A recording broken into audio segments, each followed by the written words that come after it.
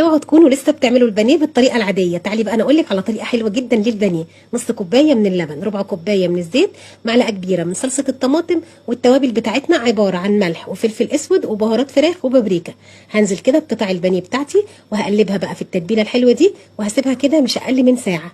بعد كده هنجيب طاسه هنسخنها على النار، هننزل بقى بقطع البانيه بتاعتنا كده ونسيبها تتشوي كده من الناحيه دي، وهنقلبها كمان على الناحيه التانيه لحد ما تاخد معانا اللون الجميل ده وتستوي كده نص سوا.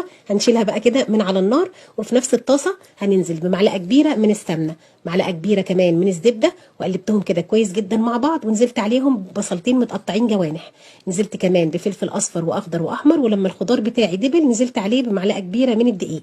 شوحت الدقيق شويه مع الخضار بالشكل ده، ونزلت عليهم بكوبايه ونص من اللبن. عندنا بقى ملح وفلفل اسود وكمان بابريكا. قلبت المكونات كلها كده مع بعضها كمان مع التوابل، وسبت الصوص ده يغلي على النار كده مش اقل من 5 دقايق عشان يبدا كده يتقل معايا. بعد كده بقى جبنا الطاجن بتاعنا ونزلنا بقطع البانيه في الطاجن، ونزلت عليها بالصوص اللي انا جهزته معاكم بالشكل ده. هنزل كمان برشه كده من الجبنه الموتزاريلا، وهدخل الطاجن بتاعي على فرن ساخن درجه حراره 180، هيقعد حوالي ربع ساعه من تحت. بعد كده هشغل له الشوايه، هياخد اللون الجميل ده وهيطلع احلى والذ طاجن بانيه بالخضار ممكن تجربوه. بصوا الجمال، الصوص في منتهى الجمال، والبانيه مستوي كده وشارب من التتبيله وطعمه حلو جدا. جربوه، ما تنسوش بقى تعملوا للفيديو لايك وشير لو الفيديو